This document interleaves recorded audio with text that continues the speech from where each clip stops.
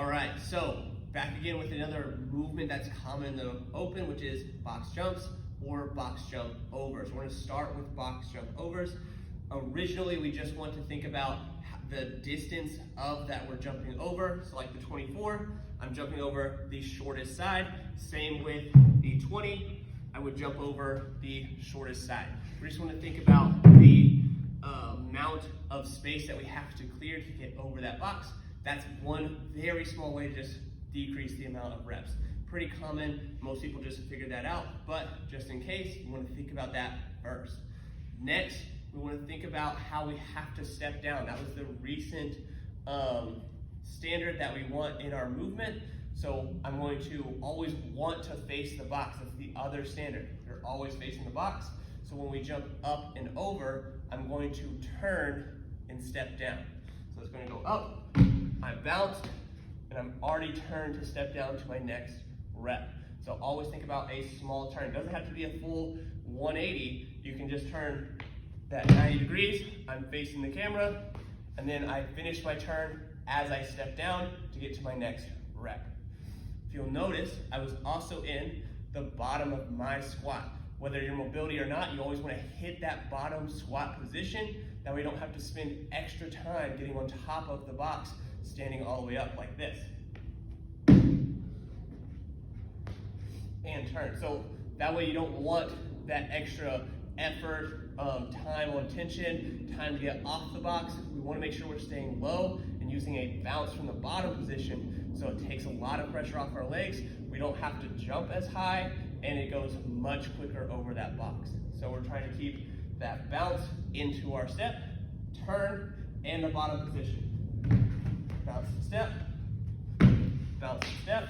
That way you can just turn on top of the box. It lowers that rep range, or lowers that time of each rep, and allows you to move quicker. So once you guys have gotten all of those things together, now we got to think about where our weight placement is. I try to keep this upright, right behind the box, so you can see how I'm leaning on top of that box. So I'm working on my mobility so that I can stay close to this box, so I don't have to keep getting a bigger jump away from that box. Most of the time, this is what box jumps overs look like. We're way back here, jump off, step, we're way back here, and we have to take this load all the way over. But if I'm trying to sprint and get as quick a rep as possible, I'm going to keep my chest basically over this box the entire time, and I'm going to try and stay as close as I can. It's going to look like this. Staying really close, but it lowers that amount of time and space I have to cover. And so when I go over, I'm already pushing myself on top of that box as my feet come up. It requires a lot of mobility, and the risk factor goes up as you get tired of you catching this. That is something in competition that you might think about taking that risk for if you're really trying to push ahead of someone else or your own score.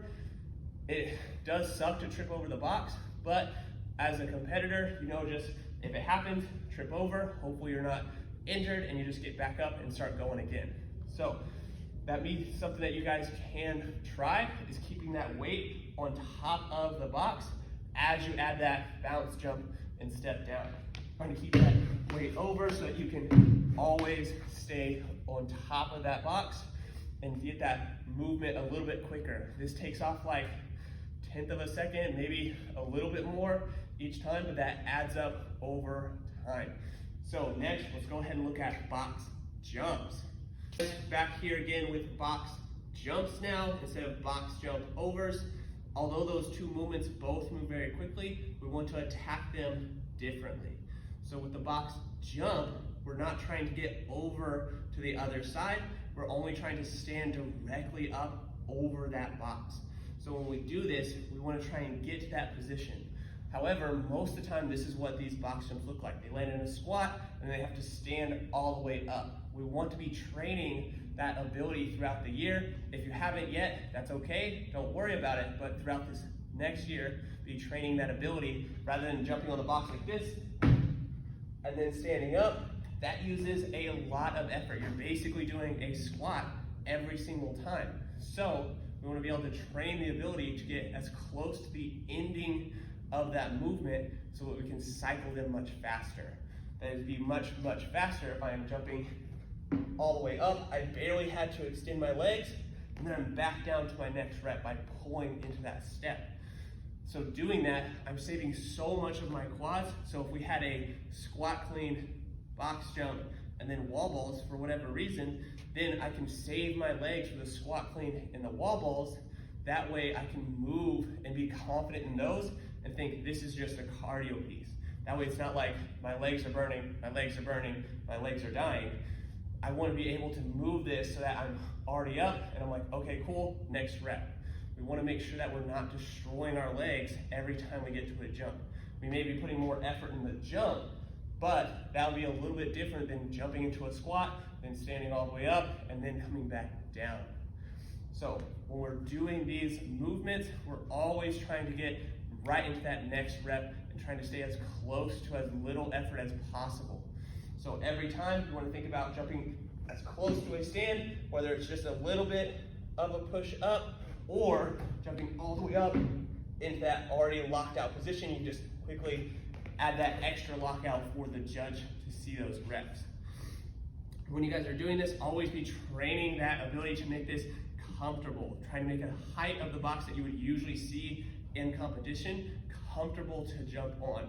If it's generally like 24 and a 30-inch box jump shows up, it's okay to land in that squat, but we're just trying to train what we generally see in competition so that we can be comfortable with that and use it as a cardiovascular piece or a recover while moving piece during a test of that workout. That way it's not the thing that takes you away. This will generally never be the separator of a workout. It's usually any other movement. This is just that piece that keeps you moving throughout a workout. So I hope you guys enjoy that, learn to try that out, keep it up in your workouts.